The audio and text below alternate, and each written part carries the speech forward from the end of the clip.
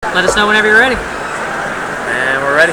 All right, hey, this is Josh Wade with DrinkNectar.com, and we are broadcasting live from Taste Washington in Spokane. I'm excited to be here with Jean-Francois of PepperBridge Winery. How you doing? I'm doing good. You doing good? Is this a great event or what? Fabulous. What is your best, what do you love doing about coming to events like this? Well, you know, we just see so many good clients, also good people and fun in the trade here in Seattle.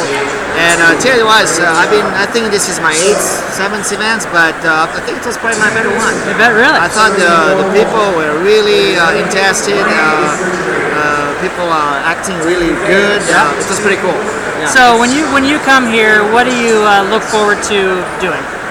Well, I look for a couple of things. You know, the first part was dealing with the trade, which we had quite a bit of trade here coming to see us and taste our new releases.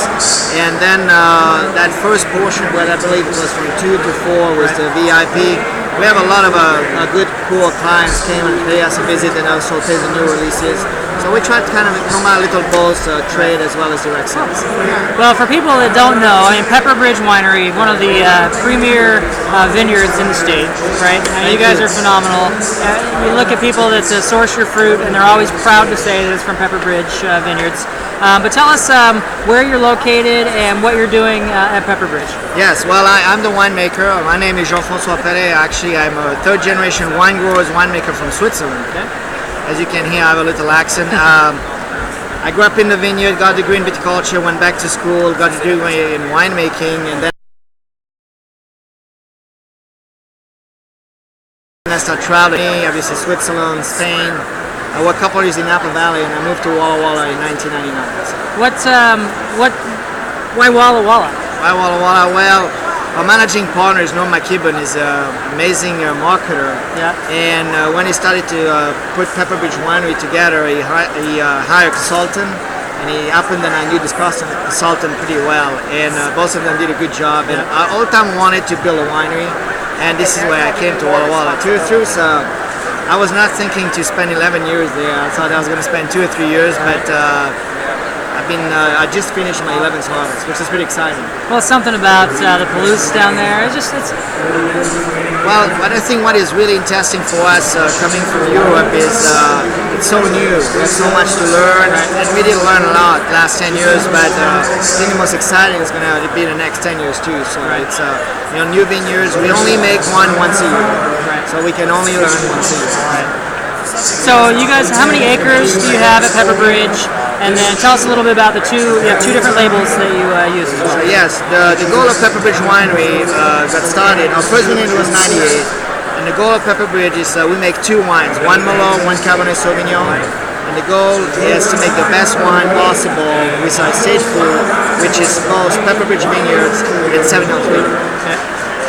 In 2001, it was the Syrah craze in the state of Washington, and we had Syrah planted. So we decided to do a Syrah, but we decided to start a new winery called Amavi Cellars. And so we started, the first vintage was 2001 with Amavi, and we opened the door in 2003. And Amavi produced a Syrah and a Cabernet Sauvignon. The Amavi wines are a little bit different. They're also 100% estate fruit, but more toward a little more fruit forward, easier drinking in early age, kind of different winemaking, different styles. Right. Okay. And different price too. Different price points, right? I mean, because the Amavi is about $30. $28. Yeah, they lined up between both the Syrah and the Cabernet. Right. And how many cases of each do you produce? Yeah, we have about 8,500 cases with the Amavi. We also do a Semillon. Right. Remember, I'm Swiss. I have to make a little white wine. This is why I've been raised with. Right. And PepperBridge is the 07 was about 5,800 cases, about 55 average.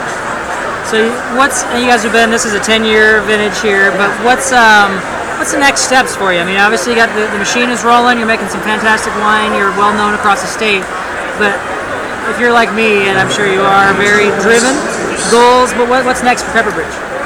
Well, I think one thing I see with our wines is every year they get into more definition, and we want to do more work, especially in the vineyard, to get those wine with some more complexity and even more definition. And we learn, again, I've just mentioned before, but we learn a lot from the vineyards, but we have a way more to learn. And you know what, you don't treat Cabernet like Merlot, you don't treat Merlot like Cab Franc. I'm pretty excited about, I will say, I really focus Cabernet Sauvignon on the beginning. and the Merlot. And lately we planted some Cap Franc, we planted some Petit Verdot, and some Malbec. And I'm really intrigued and excited with those three varieties. So there's been a lot of emphasis on Malbec this weekend. There was a seminar yesterday, which people can watch online. What do you see? Why are you excited about Malbec? Well, our first Malbec was planted in '99 at PepperBridge Vineyard. And the 2001, and I love it as a blender for now because I only get an acre, which is about 10 barrels, 8 barrels. Malbec has a couple things I really appreciate. One is great acidity, natural acidity, great colors, and as all time has that blueberry fruit, but in the meantime has a little bit of that rustic character, which I think is a good blender. I think some of the Malbec we make would probably be a single bottling, but we don't have enough to do, and we don't plan to do it. So you're excited about this wine. Tell me a little bit about it, and then let's taste it. Yeah, this is our 10 years anniversary. This is our 2007 Cabernet Sauvignon. Okay. So let's pour a little bit.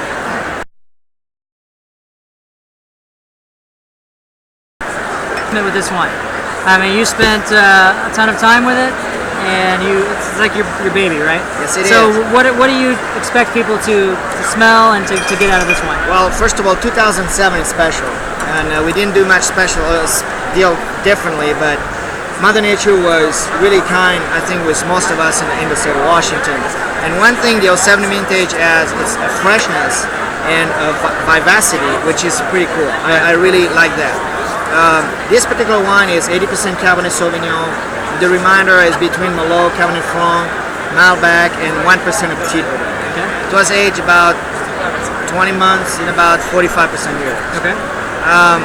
Again, what we try to represent is showcase the vineyard. Sure. You do have the both sides here. 7-year vineyard, it's on the southern edge of the appellation. Pretty dry, 9 inches rainfall, more toward red fruit, with a very interesting minerality coming through right now. Like a good friend called it dusty malt, they call it maybe pencil lead, a little even like stony character. The PepperBridge Vineyard has much more, darker fruit and definitely much more muscular tannins. Yeah. Okay. Let's give it a little quick sip. Cheers. Cheers.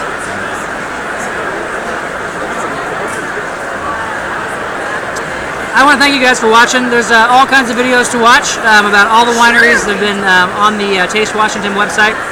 Make sure you're checking it out. Also check out PepperBridge. Jean-Francois, thank you so much for your time.